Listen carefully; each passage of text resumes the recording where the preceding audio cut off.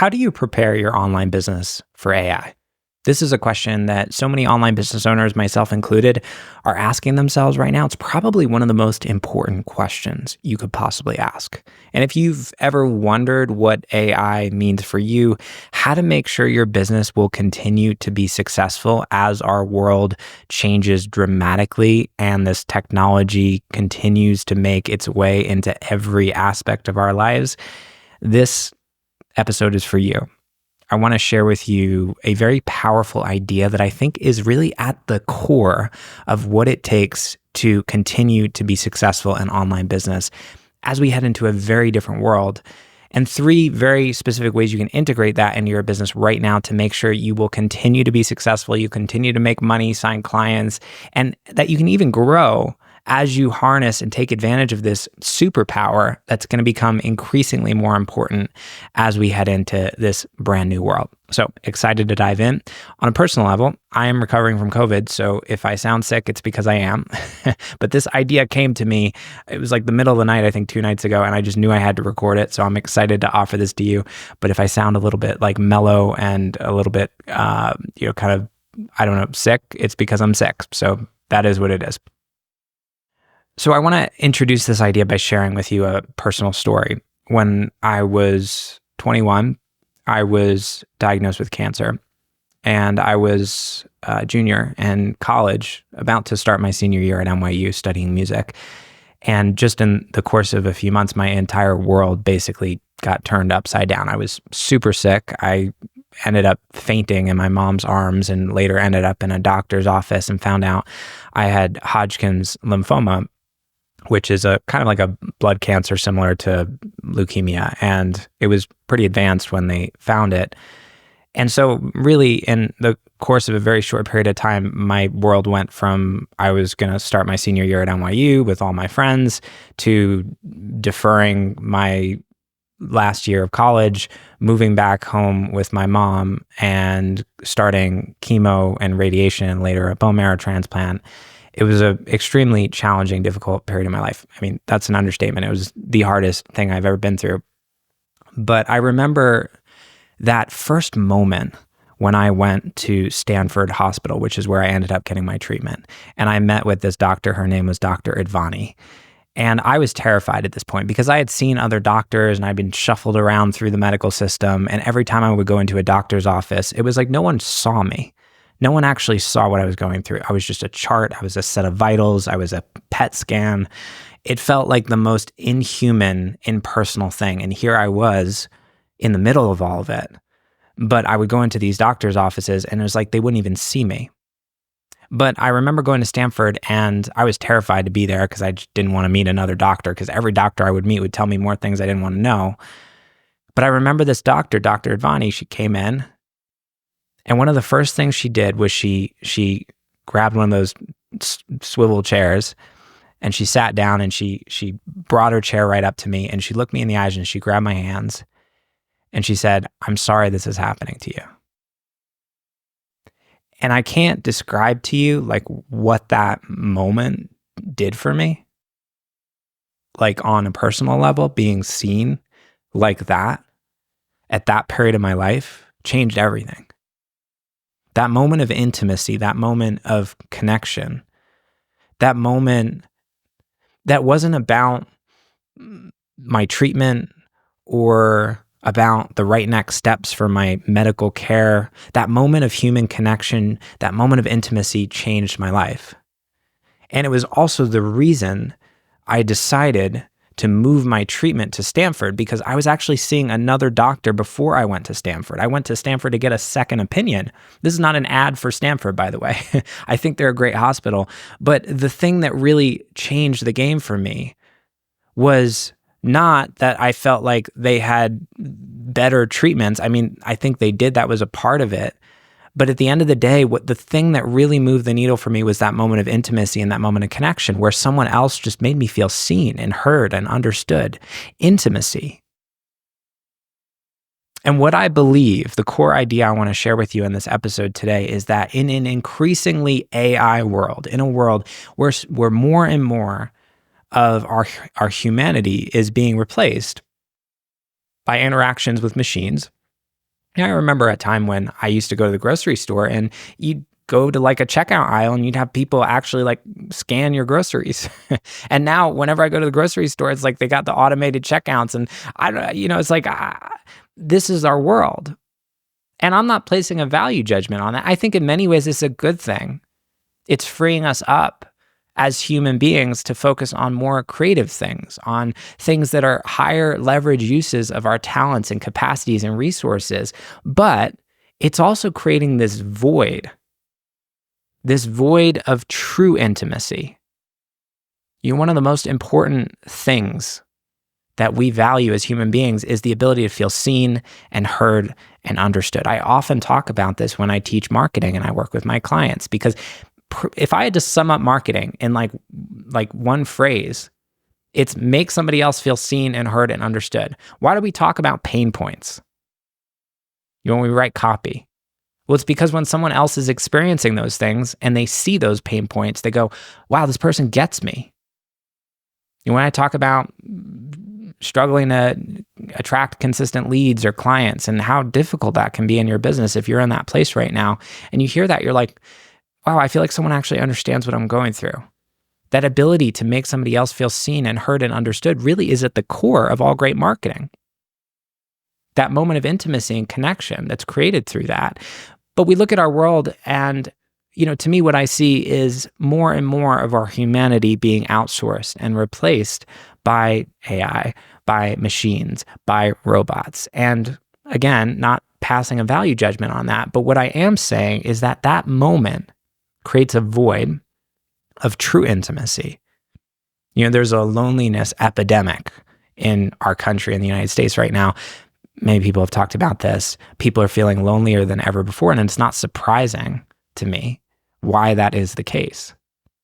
But in that void, as entrepreneurs, what I see is an opportunity. What I see is a new way of doing business and a value system that is shifting and a need that is increasingly unaddressed.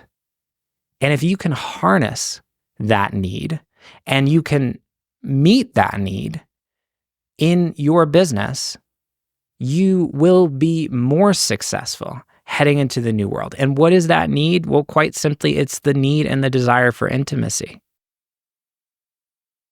In a world where we increasingly have less intimacy, we want it and we crave it more because it's really at the core of what it means to be human.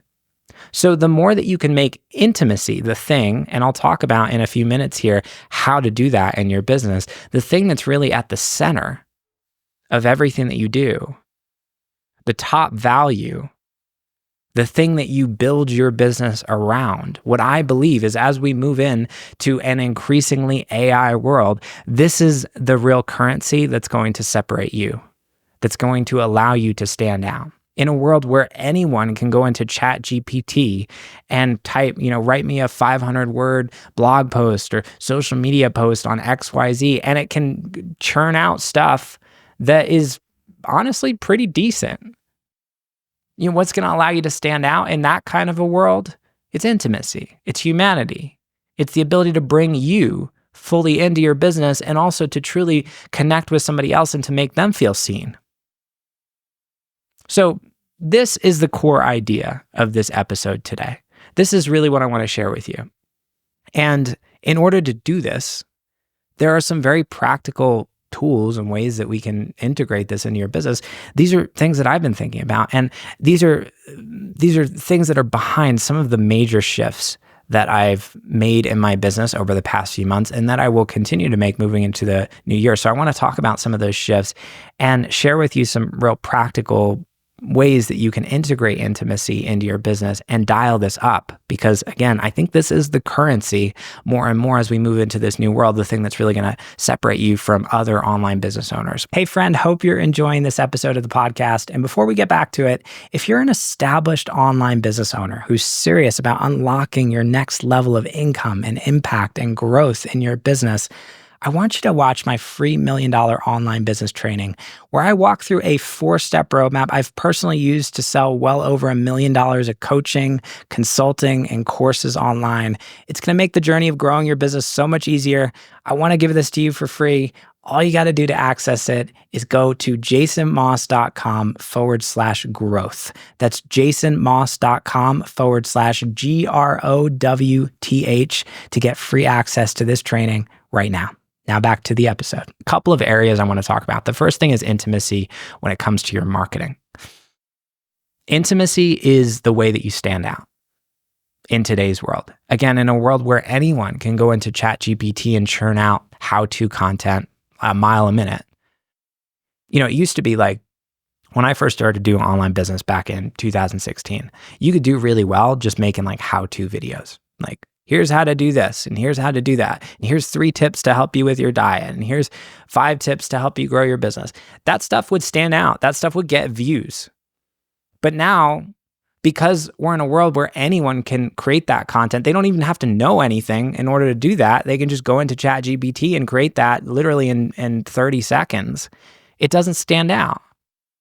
So what do we value when it comes to marketing today? What we value is authenticity. What we value is a real human connection. What we value is the ability to feel like we are connected to another human being, that intimacy piece. That's the thing. That's the currency in marketing heading into 2025. So what does this look like in marketing? Well, the first thing is it looks like sharing a lot more of yourself. And I used to really struggle with this because I used to have this idea that sharing and talking about myself was not what my ideal clients would want, the people who are listening to my stuff, because they care about themselves, right? And they don't want to hear about me. Why would they want to hear about me? They want to hear tips and things to help them grow their business and all that stuff. But this started to shift for me over time as I started to realize that me sharing more of myself would allow others to feel more connected to me so that they could learn from me. Because no one wants to just listen to boring, bland, generic how-to content. And if that's all my content is, I'm missing the opportunity to build that bridge that actually allows somebody to hear the how-to hear the value. And furthermore, me sharing my personal story, myself, actually, there's so many other things this does. It creates possibilities for other people. Like when I share about my own business journey, I talk about, how my first year in business, I made online business, I made $4,728 despite working 6 days a week. I was busting my butt trying to grow the business. And yet, I wasn't making much money. I was making a ton of mistakes. And today, I was able to grow that business, not that business. I mean, that business I grew past 6 figures, but then, through lots of trial and error and lots of messing up and mistakes, over almost 10 years, I was able to get to a place where I could scale past $500,000 a year. When I talk about that journey, that's not just about me. That's about you. It's about you hearing that and seeing yourself in me. And my own story creates a possibility for you. It creates a moment where hopefully you can say, hey, regardless of where I'm at on that journey of growing my business, hearing Jason's story is inspiring to me. It shows me that it's possible for me to do this too, even if I'm having a hard time right now, even if I'm not yet where I want to be. So I started realizing that sharing more of myself was not selfish, was not self-focused, but actually framed through the lens of how do I share my own personal story as a way of creating possibility for others. That really opened things up for me. The other thing that's so powerful about sharing more of you is storytelling, talking about your own life. It adds so much color to your content. In a world where everyone is creating bland, generic stuff that sounds exactly the same, the thing that's really unique is your own story. Nobody could tell the story about me going through cancer. Obviously other people have been through cancer, but no one could tell that story that I just told you about Dr. Advani and how that changed my life. And I could have just started this episode and said, well, here's, 3 tips to bring more intimacy into your online business so you can thrive in 2025. But that would have been that's something that ChatGPT could have created. What's the thing that made this unique? It was that story. It also took a little bit of an emotional risk.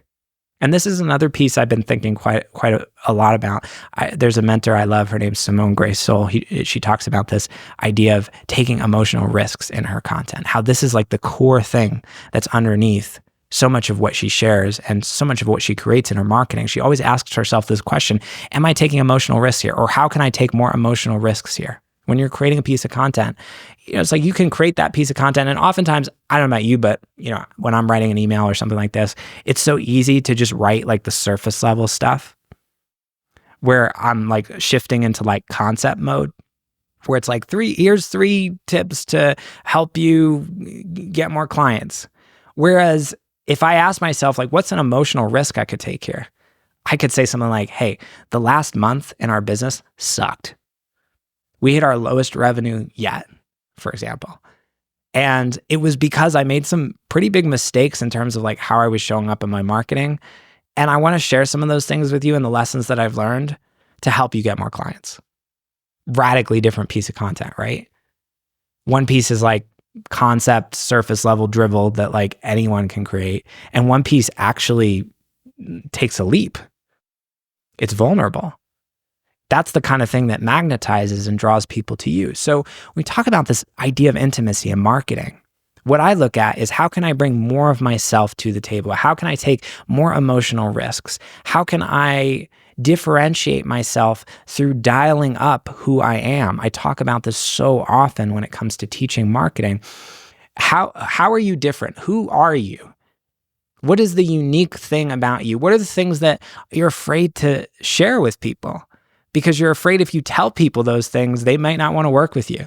When I talk about my relationship with God or having cancer or some of my beliefs around marketing that are polarizing, these are things that turn some people off, but also magnetize and attract other people to me. So the days of being this like boring, like bland, generic content creator where you're just creating this surface level stuff that's for everyone, those days are behind us. And in a world where AI can do that, where you can go into ChatGPT and create content that looks quote unquote professional, that's just here's some tips. In a world where anyone can do that, we're just lost in a sea of it because it's so easy to create that there's so much of it. So how do you stand out? It's humanity, it's intimacy, it's bringing more of you to the table in your marketing. That is how you stand out in today's world. So intimacy in terms of your marketing, taking those emotional risks. I love that question, just asking yourself that question when you're creating a piece of content, when you're writing an email. How can I take an emotional risk here? Love that. And that's a question from Simone. Number 2, second area you might integrate more intimacy into your online business, intimacy in selling. When you look at the sales process and how you sell, there's so many opportunities to create intimacy. And by the way, this doesn't just mean you got to get on sales calls with everyone.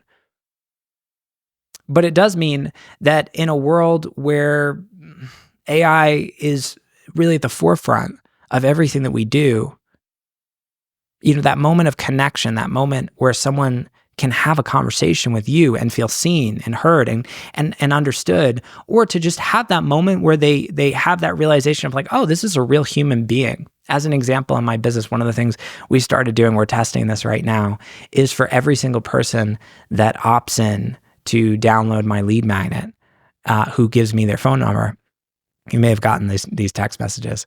I'll actually reach out and I'll text them and I'll say, hey, I saw you just opted in.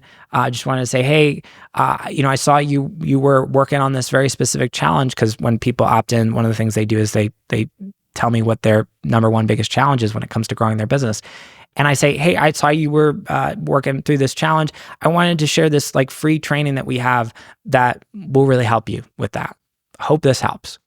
That's it. No sales pitch. Here's a free piece of content directly from me. How rare and crazy is that? Like, first of all, for a business to reach out without the intention of selling to you directly in that moment, that's a nice thing.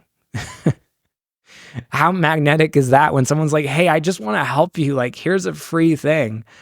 Good luck. I'm rooting for you. Like, how magnetic is that? And number two, like, for someone, for you to opt into some like random thing online, and then you actually get like a text message from a real human being, not like a bot or an automation, but a real human being. How cool is that? And I've been getting the best text messages back. Some people are like, wow, I can't believe you like took the time to reach out. It's so cool that you took the time to reach out to me. Like, how can we do more of that in your business? So many people, what I find, and I've experienced this in my business as I've scaled, it's so easy to build a moat around you, to start to just be on this like mountaintop in your business where it's like, oh, I'm creating the content, I'm sending it out, and I'm just going to kind of separate myself from everyone, especially as you scale and grow, because now you got group programs, you got other ways that are leveraged to be able to serve people, that courses, things like that don't necessarily involve as much of your direct time. And so what can happen in an online business after people are established is you create this moat around yourself. And there's this separation between you and who you're here to serve. And what we don't realize is that bridging that moat is one of the most effective ways to make more money in your business. Just reaching out, having conversations. I tell this story quite a bit, but I remember, back in the earlier part of this year, I was running a retreat here in Boulder. Honestly, one of my favorite things I've ever done. We had just an incredible group of high-level entrepreneurs there, and it was 2 days of business mastery and just a really deeply moving experience, I think, for everyone, both on a business level, incredibly valuable, but also on a personal level. There was some serious growth happening in that room, and I loved the experience. I'd gladly do it again, and I will at some point. And if you're on my email list, I will let you know. So make sure to subscribe on my website. Side note, so we were running this retreat in Boulder here, and I was working on selling spots for the retreat. And I remember I was on Instagram one day, and I saw this guy who was hearting all my videos, and he never commented. He just hearted everything. And I checked down his profile, and I was like, oh, this guy looks kind of interesting. Let me see what he's up to. So I sent him a message, a DM on Instagram, and I said, hey, I saw you were hearting, all my stuff. Like, your name keeps popping up on my feed. I just want to say hi. That's it. No sales pitch. Just hello. No agenda. I mean, I guess there was like 20% of me that had an agenda. I was like, oh, maybe there's an opportunity here. But 80% was just like, let me just like send him a message with no ulterior motive and see what happens. And he wrote back and he was like, I've been, watching all your stuff. I love your videos. And, thanks so much for all this stuff. And I was like, okay, this guy's pretty warm. So I started asking him some questions. I said, tell me a little bit more about like what you're up to in your business. And he started sharing about that. And I asked him about his goals. And then as he's sharing, I thought, hey, we have this offer that we're about to launch in 2 weeks. It's not even live yet. We don't even have a live sales page, but I think this would be perfect for him. And so I sent him a link to the sales page that was like a draft. I was like, this is not even published yet, but I think this would be really good for you. I think you should sign up for this. And 2 days later, I wake up, open my inbox, and I got a sale email from our payment processor, $2,500 sale. And then a day or two after that, I was like, this guy should come to our retreat as well. And I wrote him a DM back. I said, hey man, you should definitely come to our retreat too. We're doing this in like 2 weeks. I think you'd be a great fit for it. And then he signed up for the retreat. This was like $5,000 sale. And like literally a couple days just from reaching out, from that moment of intimacy and connection. And people don't do this in a business. The biggest reason they don't do this is because it's vulnerable, because it's so easy to just be in your moat all day and just create content all the time. Just be like, I'm just going to create content, send content, and try to do my content, the best that it can be. And content's great. I'm not knocking content. Obviously, I'm creating content right now. It's a valuable part of growing a business, but it's not the only thing. And in a world where there's so much content, the thing that I think is the real opportunity for so many people is that intimacy in sales. It's how can you open up one-to-one conversations? How can you engage with people on a personal level? And by the way, the big secret about this is that this doesn't always have to be through the lens of how do I sell in this moment? Being a human being, just reaching out to someone who's been following you and saying, hey, I saw that post that you wrote. Like, I thought it was really good. I just want to say, awesome job. Or engaging on other people's content. Or just saying hi and playing the long game and building relationships and just being a human being. It's amazing how we've got to rewire our brains to do this. It's actually the most natural thing in the world, but most of us in online business, particularly if you've been in online business for a while, this has been like deprogrammed out of you. It's like everything is seen through this lens of conversion. And so many online business owners I mentor, this is a thing that we're dismantling. It's not that conversion is wrong or that we shouldn't sell. It's just that humanity, like that moment, we talk about attraction in marketing. How do we get people who are like actually magnetized to us? A lot of it is just by being a real human being and engaging with someone without that lens of how do I convert them in this moment? How refreshing is it to just get a message from someone who you can tell is not trying to like sell to you in that moment, but is just saying, hey, and just making a connection. That person's so much more likely to want to come back and work with you. That person's so much more likely to pay attention to you just because that's so rare in our world today. So intimacy and selling, talking about outreach, talking about one-to-one conversations, doing what doesn't scale. So powerful in an increasingly AI world. And that brings us to the third area I want to talk about when it comes to intimacy, which is intimacy in your offers. A few weeks ago, I made a radical decision in our business after almost 3 years of running my core group coaching offer, an offer that had taken 140 plus clients through it in various different capacities, and an offer that had generated probably 90% of the revenue in my business. Maybe not 90%, but close to it. I mean, over $750,000 I had generated through that offer. I pulled the plug on it. Not because it wasn't working, but because I'm drinking the Kool-Aid when it comes to this conversation about intimacy. And I literally made the decision to shut down that group offer and transition my entire business to one-to-one, to selling one-on-one coaching, which doesn't scale, which many people will tell you is like the dumbest decision you could ever make. Why would you do that when you had like a leveraged group program where you could serve so many people at once and you only had to get on like 2 or 3 calls a week? Why did I do that? Well, there's a couple reasons why. Number one, on a personal level, I just think it's a better way to serve people.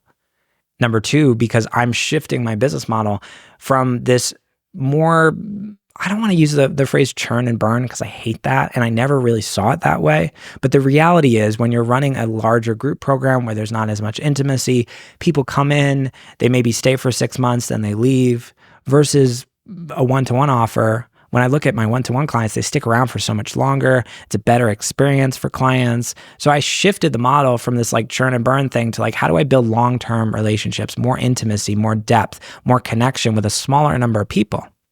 Because I see as we move towards the future in a world where anyone can basically go on ChatGPT and have a personal coach. And at some point, by the way, that's going to be as good, if not better, than most business coaches out there or business consultants out there. And I say this not to scare you. I mean, I just say that this is the reality that we're moving towards. Like, what is the thing that's actually going to get people to want to work with me? It's not more content. It's not even necessarily like getting answers to their questions. It's that intimacy piece. It's the ability for me to just say, hey, I see you. And for us to have a moment where I'm like, this is hard for you. Like, you're not alone here. And of course, there's a business aspect on top of that, the strategy, the guidance, the ability to actually understand where somebody is. And there's so many pieces in that I think are inherently human. But I think the intimacy piece is the piece that in a world where, again, we have less and less of it, people desire it more and more. And this has been a theme that I've seen over the course of my journey through online business. When I started in 2016, my first official coaching business online, I was selling mostly courses. And I made 6 figures selling courses. I mean, it was a good business. When I look at what it takes to sell a course today, people aren't as excited about courses. It's not that people don't buy courses. It's just that if you don't have like a community component or some kind of one-on-one that you're offering in addition to the course, people are just like, there's so much information out there. Like, why do I need another course? Why do I need another set of videos? So there's a desire for more intimacy, for more community. So people who are used to run courses, online courses, now they're doing courses like more of a hybrid thing, like what we were doing for a while, where it was like a course plus live calls and a community aspect. But the thing that people want more than anything else is intimacy. It's either intimacy with others or intimacy with you. That's the thing that people will pay for more and more in a world, again, where this is so rare, where so much of that human connection is being automated and replaced by AI and all of that. So I see this as a competitive advantage. I see this as a way of differentiating myself, which is why I've made this strategic decision to shift our entire business to one-to-one. Now, will we do that forever? I don't know. But what I do know for sure is that this offer is truly unique. Like it's something that other people don't offer. And I think the conventional advice around scaling group programs, which I have no opposition to, and I often help people do that, it's just, if you're not including some kind of intimacy component in your offer in 2025, I think it's going to become harder and harder to make sales and to stand out. So looking at your model of delivery and asking yourself, how can I dial up the intimacy? This could be including one-on-one calls with you. This could be, honestly, it could be having a support coach or someone on your team who's doing this. It could be one-on-one text message support. This is something I do with all of my clients, and it's pretty scalable. This is the thing that I like about it, is you don't have to be on calls all day, but you can still have that intimacy and connection with your clients in a way that helps them feel like they have that deeper touch point with you. So dialing up the intimacy, doing the things that quote unquote don't scale. And this is a big mindset shift, I think, for a lot of online business owners, because so much of the advice out there is how do we create, and I've literally like 2 or 3 videos ago, I created a video on leverage and talking about how creating more leverage is one of the biggest keys to growing your business. And that is true. But the counter to that is sometimes doing the things that don't scale is actually the best way to grow your business, because those are the things that help you stand out. Those are the things that help create that moment of connection and intimacy with someone else where you become a singularity in their mind. In a world where 99 out of 100 business coaches at my level are selling group programs, I'm one of the few who are selling one-to-one. That's a real strong differentiator. It may not quote unquote scale as much, at least, but I can build a really successful business doing that. So looking at your delivery, your offer, asking yourself, do I have enough intimacy in there? How can I dial up more intimacy? How can I bring more of that intimacy to the table as a way of standing out, as a way of deepening the connections and relationships I have with my clients, as a way of giving them the thing that more and more they really want? Intimacy is really at the core of what it takes to grow a successful business in an AI world. It's the thing that is uniquely human, the thing that more and more is in demand, that people want, that will allow you to separate yourself as we head towards this future where AI is going to play more and more of a role in everything that we do. And by the way, does that mean you don't use AI? No, of course not. I'm using AI tools every single day in our business. And more, I'm excited about the potential of these tools to automate and to replace and to speed up so many of the things that I do to run my business on a daily basis. But there's also this other piece that's uniquely human. And we don't want to lose that in this conversation. And so much of what I believe it's going to take to be successful in the road ahead in your online business is the balancing act between these two things. It's leveraging AI in ways that make sense to speed up your workflow, to create more efficiency, and dialing up the differentiator, the thing that's actually going to separate you through your humanity, through that human connection, through just like that moment with Dr. Advani, when she grabbed my hands and looked me in the eyes and said, I'm sorry this is happening to you. That moment where you can make somebody else feel that way too. So I hope you found this helpful today. I'm excited about the future that we're heading towards. and I hope you are too. And so much more good stuff to come on this channel, on this podcast. Thank you again for listening, and I will see you in the next episode.